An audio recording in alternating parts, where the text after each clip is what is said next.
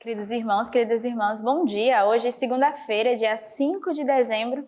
Nesse tempo de retiro anual, nos alegramos por mais um dia que nos reunimos e celebramos tantas maravilhas ao longo desses dias. Já tivemos a ordenação diaconal, irmãos que pronunciaram votos na vida consagrada e hoje temos mais irmãos que dão passos importantes nessa preparação, nesse caminho sacerdotal, os irmãos que vão viver a admissão das ordens sacras, leitorato e acolitato. Então, rezemos nesse dia pela vida consagrada masculina da nossa comunidade, sobretudo por estes irmãos que dão esse passo rumo ao altar, que se aproximam, vivendo os passos tão importantes para viver futuramente a sua ordenação sacerdotal. Então, é um dia importante para a nossa comunidade, mas para você também que nos acompanha, rezarmos juntos, intercedermos.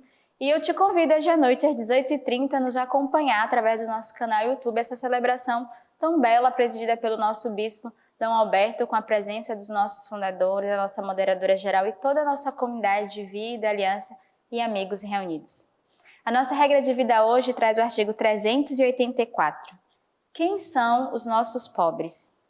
Ouvindo isso, um dos comensais lhe disse: Feliz aquele que tomar refeição no reino de Deus. Mas ele respondeu: Um homem dava um grande jantar e convidou a muitos. À hora do jantar, enviou seu servo para dizer aos convidados: Vinde, já está tudo pronto. Mas todos unânimes começaram a se desculpar. O primeiro disse-lhe: Comprei um terreno e preciso vê-lo. Peço-te que me deis por escusado. Outro disse: Comprei 5 juntas de boi e vou experimentá-las. Rogo-te que me deis por escusado. E outro disse: Casei-me e por essa razão não posso ir. Voltando, o servo relatou tudo ao seu senhor. Indignado, o dono da casa disse aos seus servos: Vai depressa pelas praças e ruas da cidade e introduzi aqui os pobres, os estropiados, os cegos e os coxos. Disse-lhe o servo: Senhor, o que mandaste já foi feito, e ainda há lugar. O Senhor disse então ao servo: Vai pelos caminhos e trilhas e obriga as pessoas a entrarem, para que a minha casa fique repleta. Pois eu vos digo que nenhum daqueles que haviam sido convidados provará o meu jantar. Não precisamos ir muito longe para convidar os pobres, pois somos uma comunidade de pobres e feridos da vida. O que importa é que a casa daqueles que chama esteja cheia. Tereis sempre pobres convosco. Esta promessa de Jesus é infalível. Ela se realiza sempre e em todo lugar. Nunca somos nós que escolhemos os pobres. São eles que nos chamam. A comunidade já foi interpelada por chamados de pobres, crianças e adolescentes em situação de risco, doentes em hospitais, pessoas e famílias em situação de grande pobreza, presidiários e etc. As idades da vida humana particularmente vulneráveis, as crianças no seio da mãe, as mais tenra infância e as etapas da velhice, são igualmente pontos de atenção particulares da comunidade. A evangelização é hoje, como sempre, indissociável do encontro com o pobre. Um dia, um bispo francês perguntou à Madre Teresa: porque, segundo ela, Deus ama tanto os pobres? Ela respondeu: porque eles são livres. O pobre tem algo a transmitir-nos do mistério de Deus, é a sua liberdade. Não falamos de miséria, mas de pobreza. A miséria é degradante e alienante. O pobre nos convida a nos empobrecermos a nós mesmos. Recebamos do pobre essa pobreza de coração, nesse mundo para o qual só existimos se possuirmos egoisticamente. Então, a regra de vida hoje é tão bonita, esse artigo que vai nos falar desse coração pobre que nós devemos ter, mas também desse olhar atento aos pobres à nossa volta. E eu acho que é uma continuidade todos esses dias, esse coração de pobreza que o Senhor vai nos alertar. E hoje, através da nossa comunidade. E vocês viram no início do artigo, os pobres estão ao nosso lado, são os nossos irmãos de comunidade, mas também os pobres, aqueles que precisam de atenção maior, as crianças que vivem em situação de vulnerabilidade, os idosos, os presos. E nós temos esse trabalho tão belo na nossa comunidade, desde o nosso projeto com as crianças, como também o nosso trabalho nos presídios no Rio de Janeiro, a nossa casa de acolhimento dos idosos. Então são as pobrezas que hoje são nos apresentadas, mas também nessa sociedade em que vivemos hoje existem as pobrezas psicológicas. Tantas pessoas hoje afetadas no seu psicológico e que, além de uma ajuda psicológica, psiquiátrica, precisam também de uma ajuda espiritual, de um cuidado, de um amor.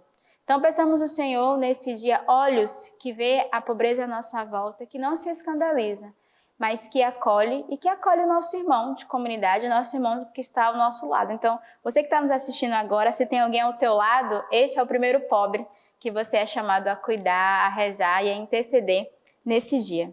As leituras de hoje traz o profeta Isaías, capítulo 35. Alegrem-se o deserto e a terra seca. Rejubile-se a estepe e floresça como o narciso. Cubra-se de flores, sim, rejubile-se com grande júbilo e exulte. A glória do Líbano lhe será dada, bem como a beleza do Carmelo e do Saron.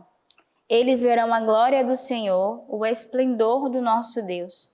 Fortalecei as mãos abatidas, revigorai os joelhos cambaleantes.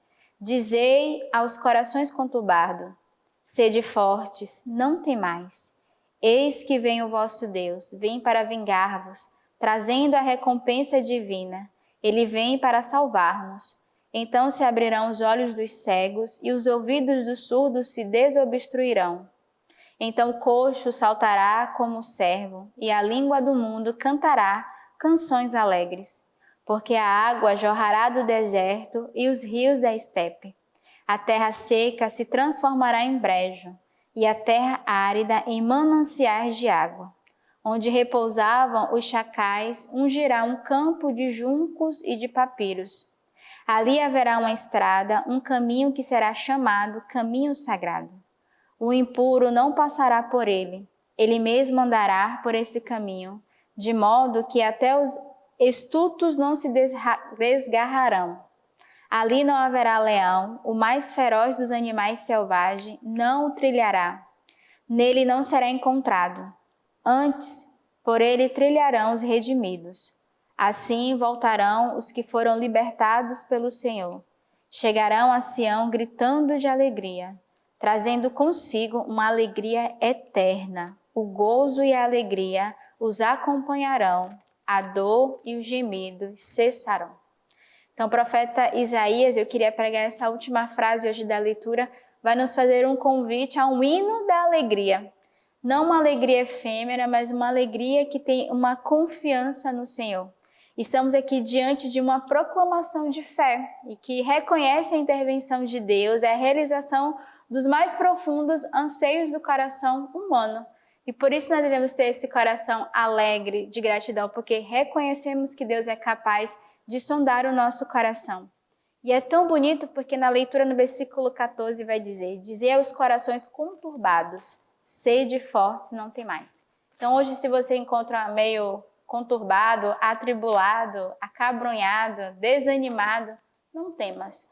O Senhor é um Deus que conhece o nosso coração e que vai ao encontro da nossa alma, vai ao encontro dos abismos, das sedes mais profundas que habita dentro do nosso ser, porque nós sabemos que o Senhor é esse Deus que vai à nossa frente. Então peço ao Senhor, mesmo diante da dificuldade, um coração de alegria, que reconhece a graça de Deus em nossa vida, que é capaz de nos fazer superar e de entrar nesse gozo da alegria, mesmo gemendo e chorando. Devemos pedir ao Senhor que internamente no nosso coração tenhamos uma alegria da confiança do Deus que cuida de cada um de nós.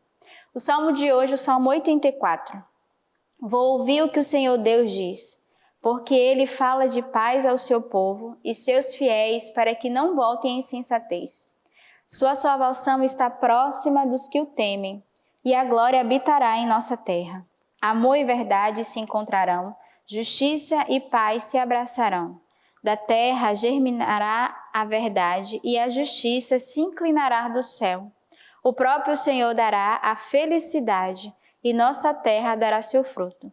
A justiça caminhará à sua frente e com seus passos traçará um caminho.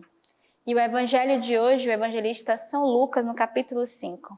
Certo dia, enquanto ensinava, achavam-se ali sentados fariseus e doutores da lei, vindos de todos os povos da Galileia, da Judéia e de Jerusalém.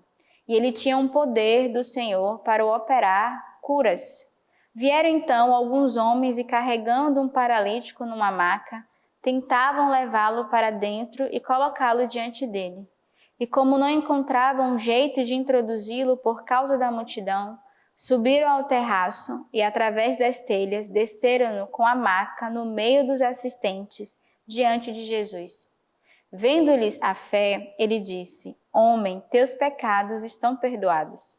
Os escribas e os fariseus começaram a raciocinar: Quem é este que diz blasfêmias? Não é só Deus que pode perdoar pecados? Jesus, porém, percebeu os seus raciocínios e respondeu-lhes: Por que raciocinais em vossos corações? Que é mais fácil dizer: Teus pecados estão perdoados, ou levanta-te e anda? Pois bem, para que saibas que o Filho do Homem tem o poder de perdoar pecados na terra, eu te ordeno, disse ao paralítico: Levanta-te, toma a tua maca e vai para a tua casa.